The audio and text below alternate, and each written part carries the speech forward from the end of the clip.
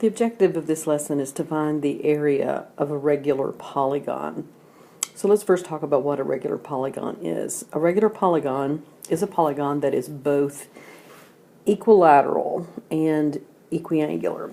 So all of the sides are congruent and all of the angles are congruent. And you can circumscribe a circle about any regular polygon.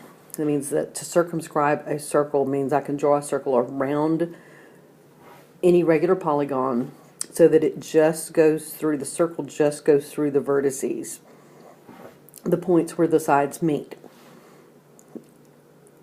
And the center of a regular polygon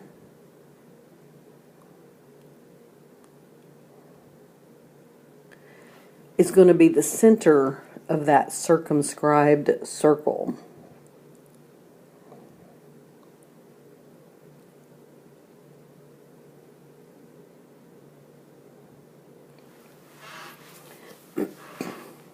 So the other parts here that we have of a polygon is the radius. The radius of a regular polygon is the distance from the center to a vertex. So it's also a radius of that circumscribed circle.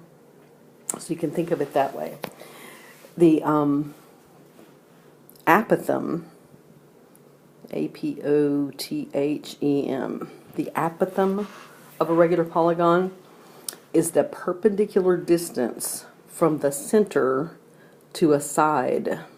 So if I go from the center of the polygon, perpendicular distance to any side of that polygon, that's called the apothem. Okay? So the apothem is doing several things here. The apothem is bisecting that side. The apothem is bisecting that angle that's formed. Okay, let's think. What else do we see in this diagram? The triangles that are formed in a regular polygon. Triangles that are formed are going to be isosceles triangles, okay, because those two sides are going to always be congruent of that triangle. So those are going to be isosceles triangles. So those are some of the things we're going to be looking at in this lesson and in the following lessons in this chapter.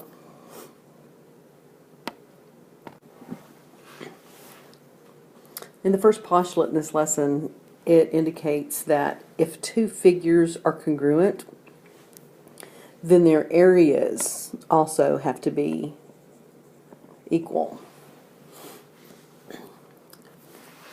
The theorem about the area of a regular polygon gives you a formula that you can use to calculate the area. The area of a regular polygon is going to be half of the product of the apothem. Remember, the apothem is that distance from the center to perpendicular to any side. The product of the apothem and the perimeter of that regular polygon. And remember, perimeter means, peri means around, meter means measure, so it's the measurement around the polygon. So perimeter for a regular polygon is always going to be the number of sides times the length of a side. Okay? So S in this is the length of a side. And then N is going to be the number of sides. So that's how you find the perimeter of a regular polygon. So let's look at some of our examples to see how we can use this formula. In problem 1, we're just looking at some angle measures of a regular polygon. The figure below is a regular hexagon, so it has 6 sides, with radii and an apothem drawn. So the radii that are drawn are the dotted lines that are going from from the center to a vertex. Okay, those are the radii that are drawn. The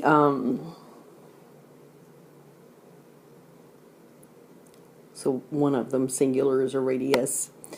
Then the other thing that we're looking at here is the apothem, and we have an apothem drawn. Okay, so that's the apothem. So let's look at the angles that are formed by these. If you look at angle 1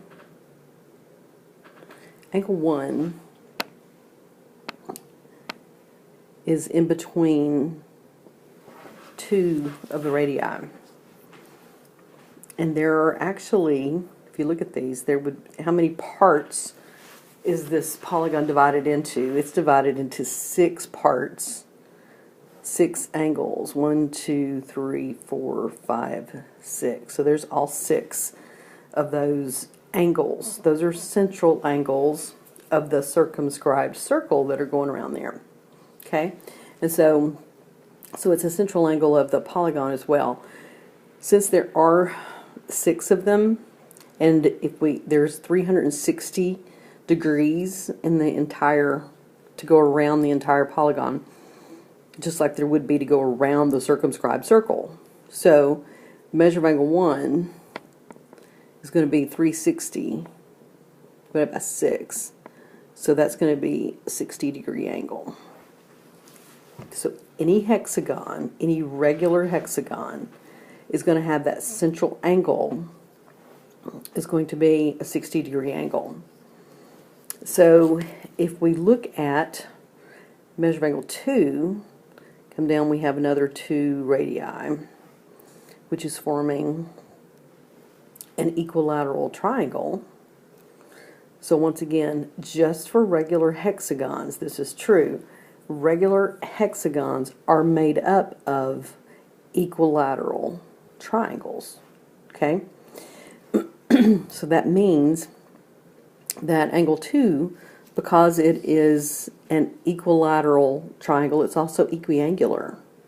So the measure of angle 2 has also got to be 60 degrees because it's a equilateral and equiangular triangle. Okay. Now the measure of angle 3. Change colors on that one. Measure of angle 3. Let's look at that one. Is up here. So the measure of angle 3 is going to be half of that entire angle. That's a 60-degree angle, just like angle 1 was a 60-degree angle. This central angle in this triangle is also 60-degree angle. So the measure of angle 3 is going to be half of that 60-degree angle. So it's going to be 30 degrees.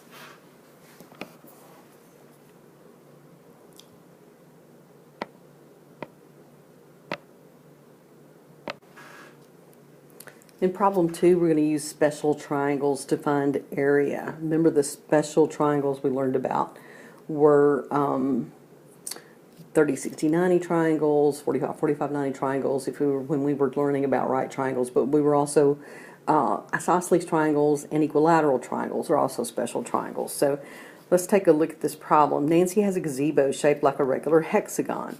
So it's basically the same diagram that was up above, but let me redraw a hexagon here, regular hexagon. So Nancy has a gazebo shaped like a regular hexagon. Each side is going to be 5 feet. So what is the area of the gazebo? And you get around to the nearest whole number. So let's look at how many triangles are formed. When we divide any regular hexagon, once again, is going to be divided because these angles on the inside, these angles here are 60-degree angles. These triangles are all equiangular, equilateral triangles. So those are equilateral. So each one of those lengths is 5 feet. So there's a couple of ways that you can find this. One of the ways, then one of the easier ways to do this really is to find the area of one of these. Find the area of one of these triangles, one of these equilateral triangles, and then multiply it by 6, because there are 6 congruent equilateral triangles that make up this hexagon.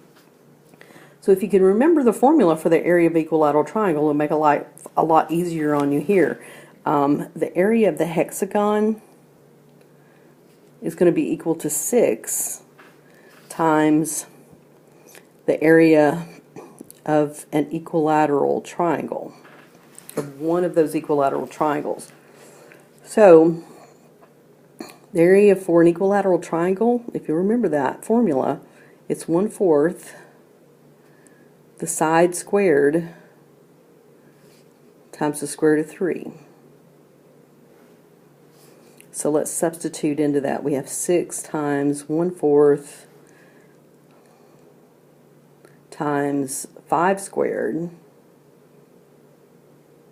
times square root of 3. And if you just plug that into your calculator, you will get about 65 feet squared.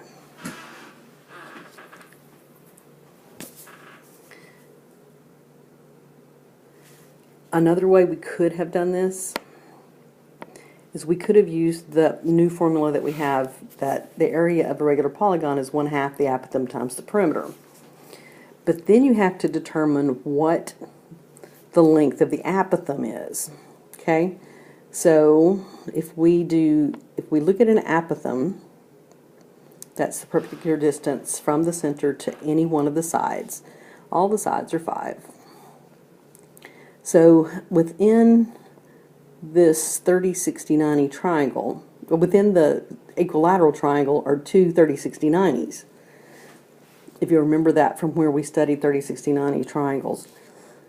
So the bottom side, so this apothem is dividing that side into two congruent sides, it's bisecting it. So we have 2.5 for one base of that. That's actually the short side of the 30, 60, 90 triangle. And then the apothem is going to be the long leg of that 30, 60, 90 triangle. So the long leg of 30, 60, 90 triangle is the short side, which is 2.5.